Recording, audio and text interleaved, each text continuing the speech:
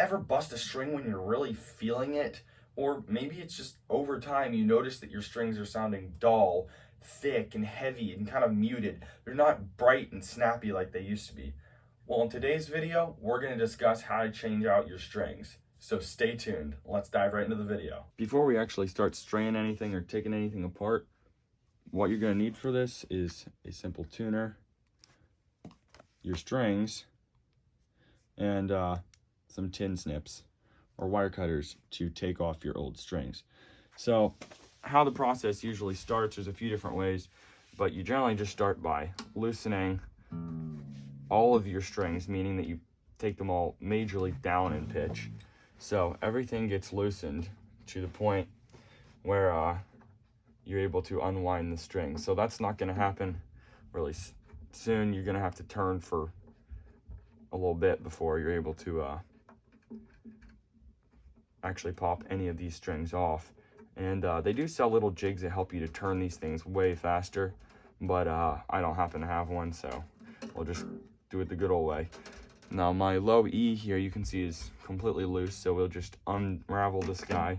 And maybe you didn't put strings on last time or somebody else did, so you just want to find whichever way that it is wrapped around this tuning peg and undo it, pop it out.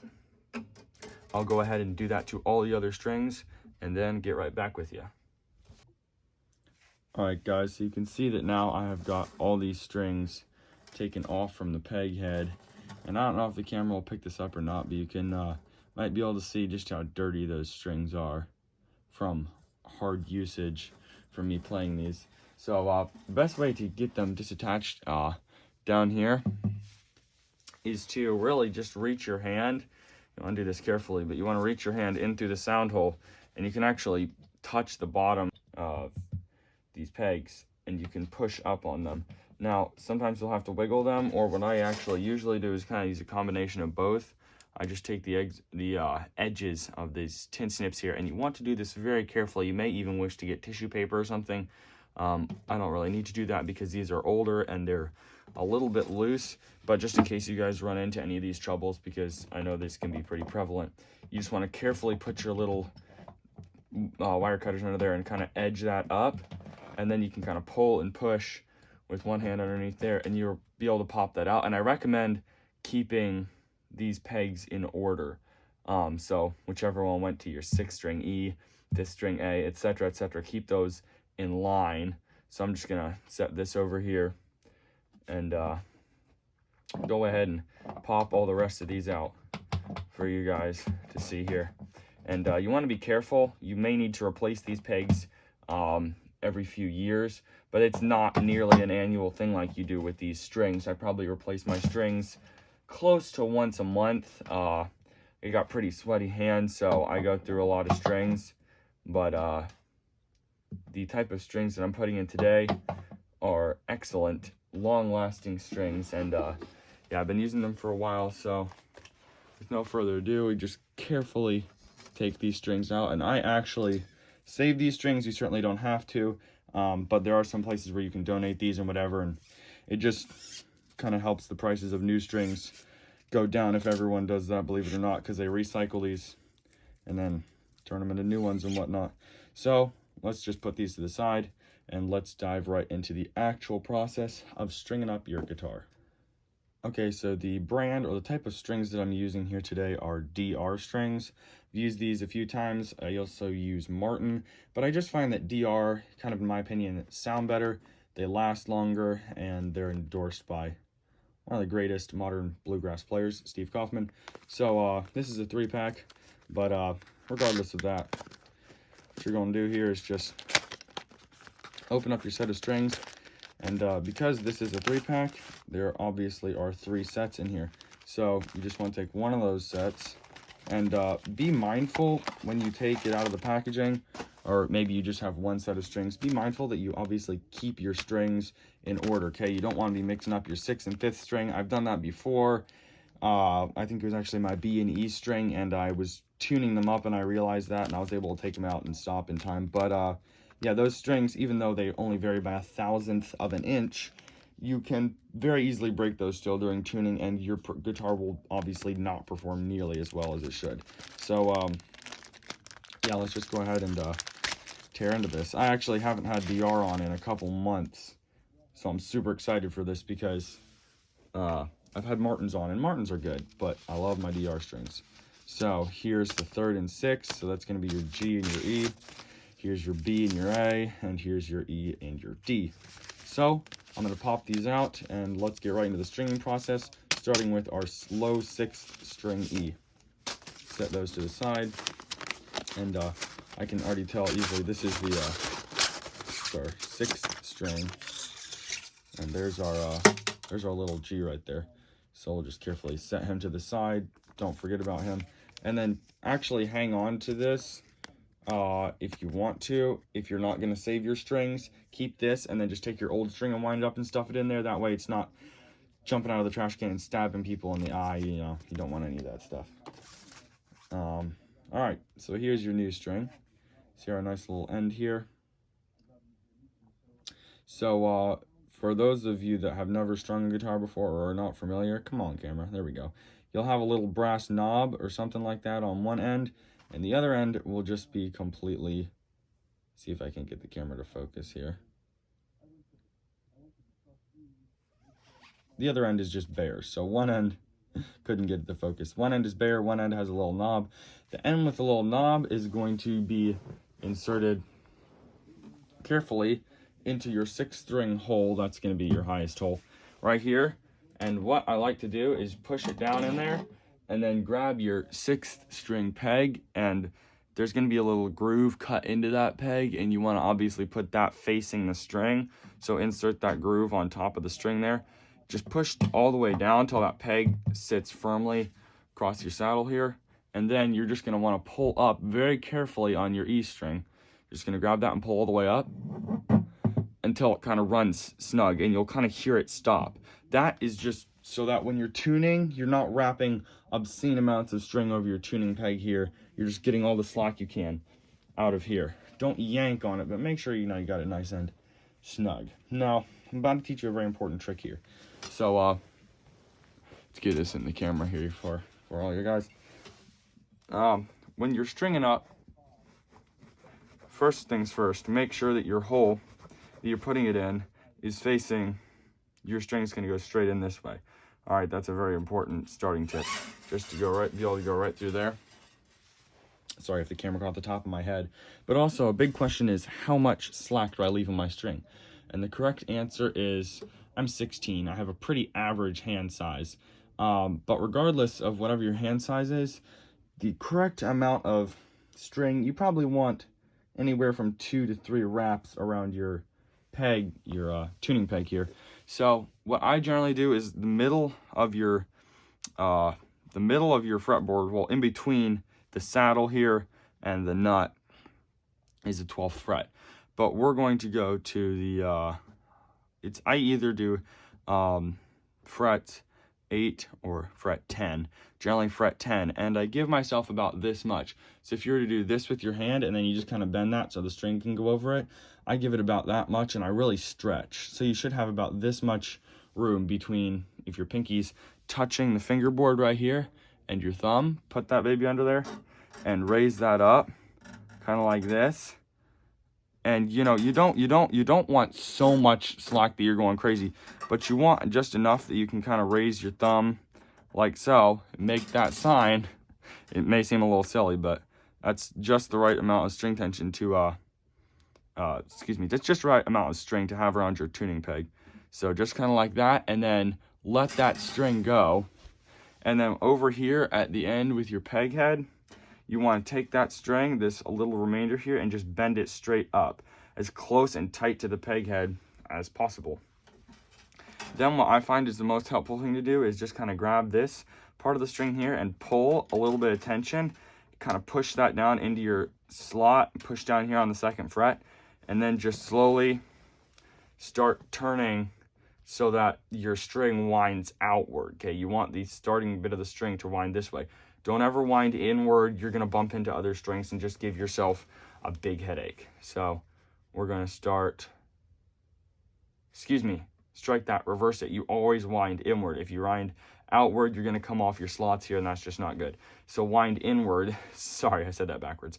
You want this part of your string to be coming toward the inner side, toward the peg head, in toward this side of the guitar, toward your little E string and all those other guys. All right, so the reason that we bent this guy up was just to keep him from slipping through, and it's going to be much easier to cut at the end. Remember, just as you're winding, keep each one of those individual wraps going lower and lower. And you really only need about 2 of those. Looks like I might get 2.5 here, maybe 3. So the string's pulling tension now. And obviously it's really loose. So here's the trick. Hold down on this, hold down on your peg over here on the saddle to keep that from popping up. It won't pop out, but sometimes it'll pop up a little bit. And just tension it just a little bit by a little bit. And then here's your trick. Grab it every couple frets and just, don't do that. Just stretch on that string, because if you don't, you'll risk actually popping. You'll risk breaking the string. Tune it a little bit more. And right about there, I'm gonna grab my tuner, and because I can, let's see, where should we clip this? For posterity, for the viewers, right? So we're just gonna turn on my nice tuner here, and yeah, well, I'll move it into the camera view for y'all here. You can see we're a flat E there. Gonna grab it here and just do a little bit of this stretching, and this is just actually helping break in that string a little bit. It'll sound a little better as time goes on later. What are we looking at here? So what I actually like to do is put it at E. So we're just a tad bit sharp of a E major here, and I'm just gonna put it a little more sharp because it's gonna go flat as time goes on. And then I'm just gonna take this little, get the tuner off there, and this little bit of string that's still hanging here, we're just going to carefully take our tin snips, wire cutters, and cut that off right above the top there, because you don't want extra long bits of string. And that is really the whole procedure right there. You just want to make sure that every now and again you're stretching it a little bit. Watch how much of this you're giving it. As you get to lower gauge strings, such as your B and your high E string, you can give it more, space. As you have your lower strings, as you have thicker strings, you want to give it a little bit smaller, because you're obviously going to have less wraps.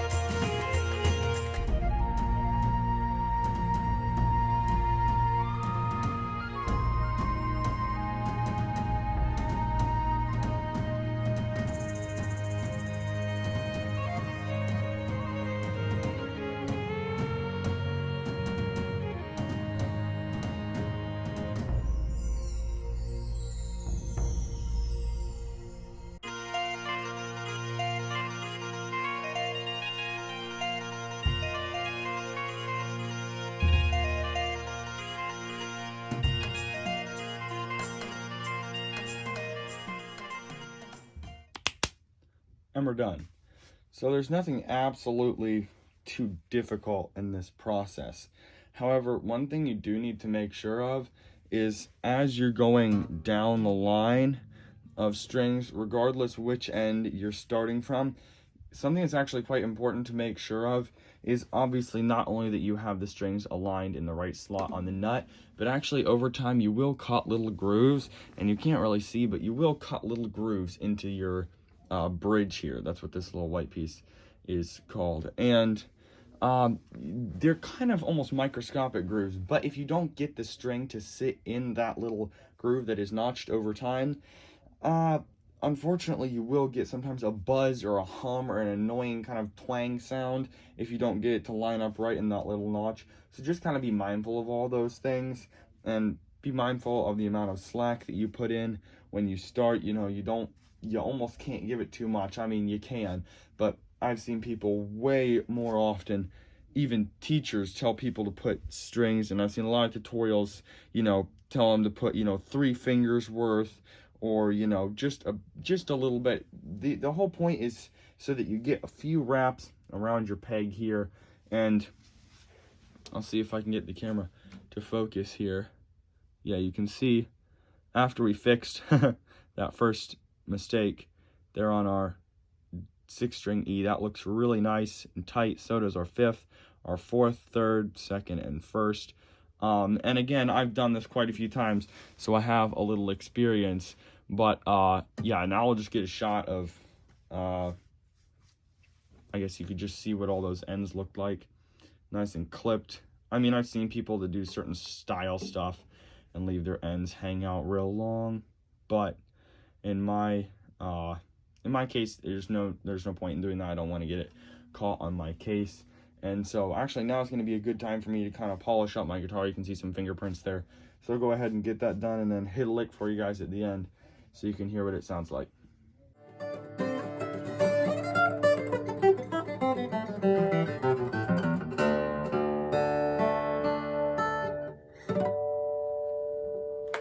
Alright guys, and that is going to put a wrap on today's video. I hope you learned something, I hope you enjoyed it, and hopefully now you have a good idea of how to put strings on a guitar. Let me just say guys that this same technique works almost universally for a lot of other stringed instruments, including mandolin, banjo. By the way, banjo is a little bit different because where the strings anchor on the body of the banjo, there is a floating bridge, meaning that the bridge is just sitting there and it's held down by the force of the strings. So the best way to deal with that is to lightly trace around the bridge very carefully with a pencil so that you see where it sits before you take it apart. Then just do the same process, but rather than holding the peg down, because there's no pegs, you just can slide it through a little slot, generally on the back of a banjo. I've done it to my brothers before. You just slide it through the slot, and then when you hold that bridge down, hold it down good and tight and make sure that the string is sitting over the slot. It's going to be notched much more obviously than it is on guitar. Just put your finger over that, and the exact same process. Give it a little slack and tighten it down. Anyway guys, thanks for watching this video. If you haven't subscribed, please feel free to. Leave us a comment or a question down below. Hit that thumbs up button, and we'll see you in the next one. Anyway, till then, God bless, and keep picking.